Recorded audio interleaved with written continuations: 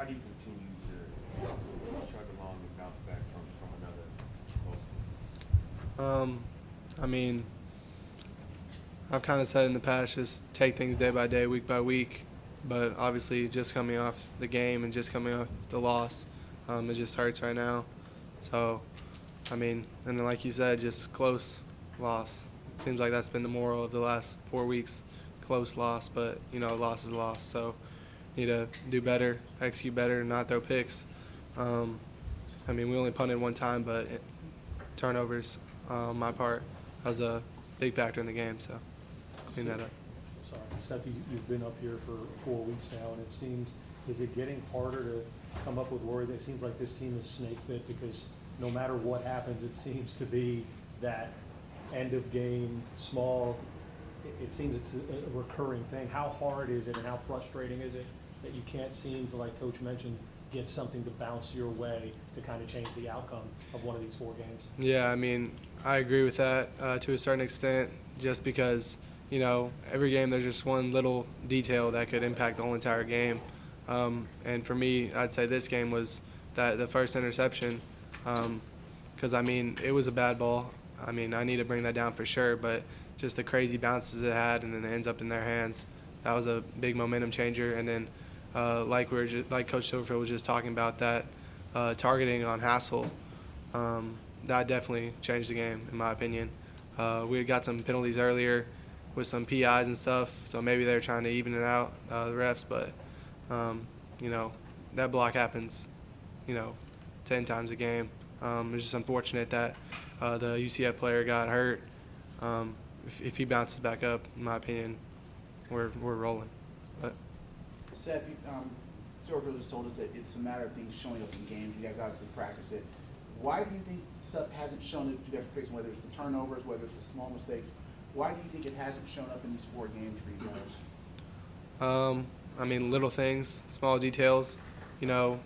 It's never the intent in practice to throw a ball an arm's length above someone's head on a spot route and it bobble 10 times in the air and then get intercepted. So, I mean, that's not going to happen that many times in practice or in a game. Just the odds of that in that situation are extremely low. And, I mean, details, need to do the details better, because that interception in that situation, that was my fault. I take responsibility for that, obviously. Should have been more safe with the ball. And then, we could have drove down and put ourselves in a better position to win. But just executing better in game situations. Why do you think it's still been an issue, as far as, can you put a finger on maybe why those details that are missed keep coming back up game after game after game, you think? I mean, I couldn't say particular one issue, but one thing I've noticed is, I've thrown interceptions, multiple interceptions last 3 games. So that's obviously a big deal. So I put that on myself for sure. Some were bad situations, tip passes, some were just unfortunate, but at the end of the day, it's on me to make good decisions with the football. Even if we're in position to win the game, at the end of the game, I need to do better during the stretch of the game to make sure we have more opportunities to put points on the board and not turn the ball over, put our defense in a bad position. Seth, what did UCF do differently in the second half? It seemed like the run game, including your own, just really got shut down, just 47 yards in the second half. What were they doing different defensively? I mean, I'd have to probably look at the game and kind of go in detail, but I'd say when we got closer to the red area, they would go a little bit of bear, just 5 people on the line of scrimmage.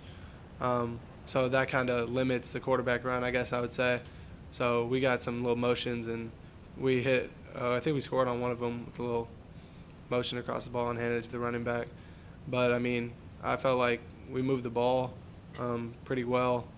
Even if it wasn't the run game, however we could move the ball, I don't really remember. But obviously it wasn't enough. But in the second half, I know we punted the one time and then turnovers.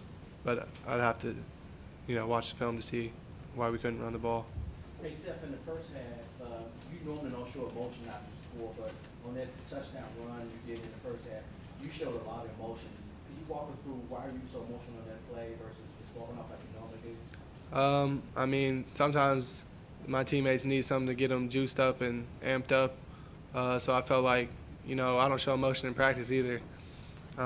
So, you know, when they see that, I feel like it gets us going a little bit, even if, you know, it isn't really like me. I was excited in that moment and just happy that we got the touchdown and tried to amp up the crowd, amp up our team a little bit. Seth, how hard is it, or is it hard to stay confident when you play an entire season and now you've got 3 games left, but you're riding this 4-game losing streak, and a lot of the goals that you had at the beginning of the year, they're not there anymore, while you still can go to a bowl game, which is the biggest one. Is it hard to remain confident with the way things have gone the last month? No, especially not for me, but I don't think for any of our team, just because they know that the things that cost us these last couple of games have been so, you know, minute and such little things that have a huge role in the course of the whole game. So, I mean, I feel like our guys are still confident. That's pretty much it. Just little things, you know, OT, ACU, one false step, and then just little things like that. And then obviously this game, just need to not turn the ball over in the red zone and finish in the red zone, because I saw something that it was like we had 4 drives in the red zone that we didn't score, you know, missed field goal, and then Hassel's penalty, we don't score. B's 4th and 1 run, I think that was like the second drive of the game. We get It's stopped. 3 times inside the 10 and you came away with 0 points, not even the red zone, inside the 10. That's So I gotta mean be that's frustrating. so that's like something we need to look at the film and see what they did, see what we did, see what we can fix in that matter. But I don't feel like we've lost confidence, and I don't think we should. But